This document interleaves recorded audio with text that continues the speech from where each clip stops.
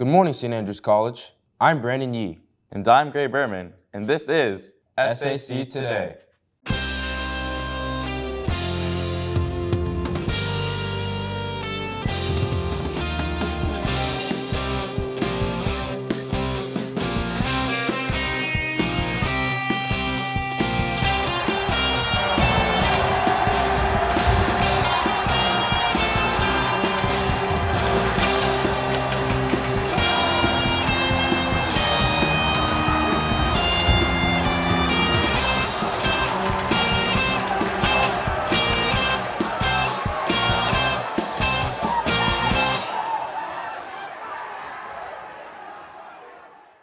Happy New Year, everyone, and welcome back to school. It's freezing outside, and that means it's winter sports season, including hockey. The outdoor rink is in action on the quad, and everybody's looking forward to the annual McPherson tournament this weekend. Your first Hockey Saints will take on top competition from across the continent. Looking forward to the weekend.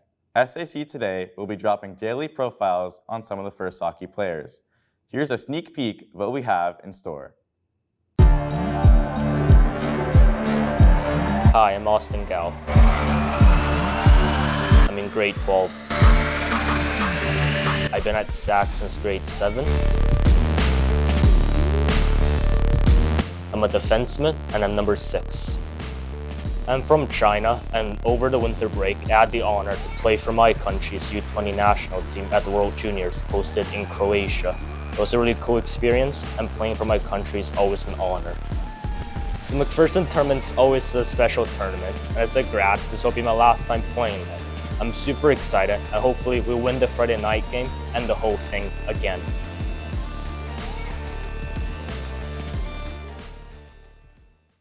Another winter sport played on the ice is curling. Junior correspondent Carson Vogel visited our curling team to find out more about the players and the sport that keeps on growing in popularity worldwide. It's second term of sports here at St. Andrews College, and students are swapping their cleats for brooms. That's right, curling is in full swing. I'm Carson Vogel, reporting from the Bradford Curling Rink, where excitement is palpable. This term, the school's curling program has students brushing up on this unique winter sport, quite literally. Curling, often dubbed chess on ice, combines precision, strategy, and teamwork. For many students here, it's a chance to try something new, bond with friends, and sharpen their skills. Joining me now is Richard Wang, a grade 11 student in the curling program. Richard, what made you want to try curling? It's something I've never done before, and with so many opportunities at SAC, you just gotta try them all. Richard, what has been the biggest challenge for you so far? Learning how to sweep, it requires a lot of attention to where your feet are, because one misstep and you'll go flying across the ice. Coaching the students is Miss Ramon, a seasoned curling enthusiast who has led the program for years. She believes the sport teaches more than just technique. Curling teaches a lot of life skills to the guys at St. Andrews. We usually get a lot of guys who have sort of aged out of different sports. They've played hockey a lot, or they've played other sports, and by the time they get to us, they're kind of looking to try something new. So we provide a different avenue to stay fit, to stay healthy, to get some exercise, to meet a different group of guys. But also the sport of curling helps to teach teamwork. You're working as a group of 4, and you have to rely on everyone to make their shots, but you also have to listen to each other, because when you're trying to come up with strategy, when you're trying to decide what the next shot's going to be, you really have to trust each other and you have to listen to each other. For students like Arthur Zhao, it's been about personal growth and learning to adapt. I think the main thing I've grown in is my patience. In curling, you spend so much time just waiting for the other team to throw and just stand there and watch and observe. From sweeping to strategizing, the curling program at St. Andrews College is more than just a sport. It's a lesson in teamwork, resilience, patience, and winter fun. Reporting from the Bradford Curling Rink with SAC Today, I'm Carson Vogel. Back to you in the studio. Also up at the rink, but not on the ice, the St. Andrews fencing team is preparing for upcoming competitions. Brandon's son and Josh Wai checked in with the swordsman of St. Andrews at practice recently. On guard. For SAC Today, I'm Liam Milanov.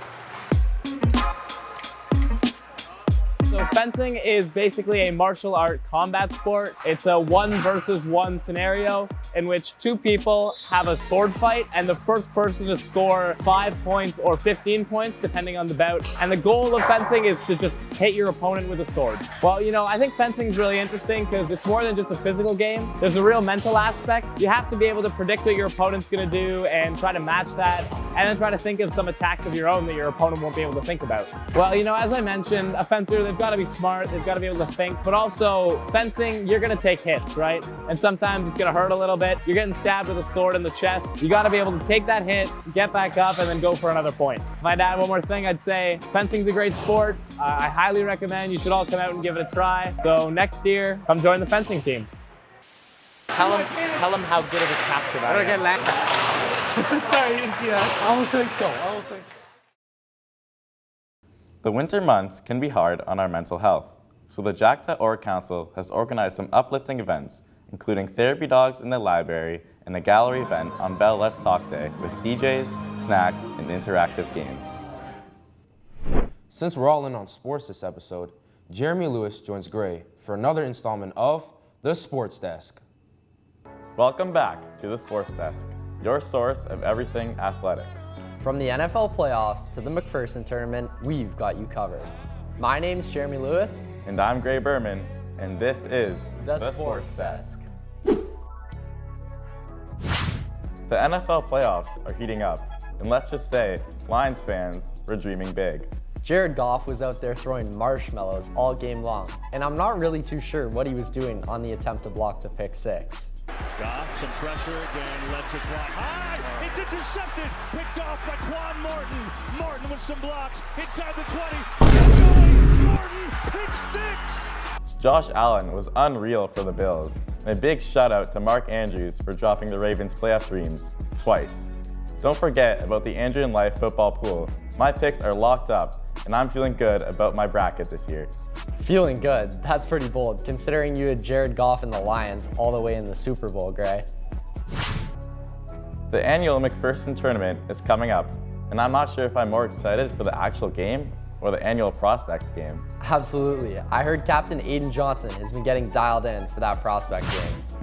Finally, a big shout out to the U18 AAA team for their victory at the Elite Prospect Showcase. What a way to cap off the weekend.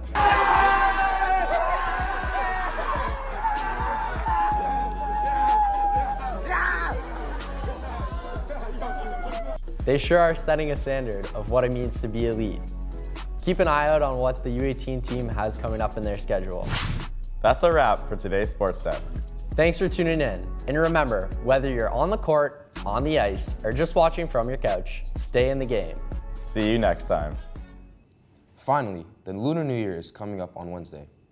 As we embark upon the Year of the Snake, I visited with the leaders of the East Asian, Chinese, and Korean affinity groups to hear their thoughts. Lunar New Year 2025. This year, the celebrations kick off on Wednesday, January 29th, marking the start of the Year of the Snake, symbolizing wisdom, grace, and transformation. I spoke to 3 leaders of Asian affinity groups who celebrate Lunar New Year here at St. Andrews College and asked them about their traditions, hopes, and how they're celebrating this upcoming Lunar New Year. Okay, I'm here with Hugh Ping, co-head of the Chinese Cultural Society. Harrison, I'm one of the heads for East Asian Heritage Society. Stephen Yoon, the head of the Korean Cultural Society. What are you excited about for this year's Lunar New Year? I definitely look forward to spending a lot of time with family, especially like the family I don't see a lot, eating a lot of good food, and getting a lot of red pockets. I would say majorly it's the food that comes with Lunar New Year's. People celebrate big, that may be in China, Korea, Taiwan, Vietnam, etc. It's just all these collections of food really makes my day. I'm a big food enjoyer. So what is significant about this year's Lunar New Year?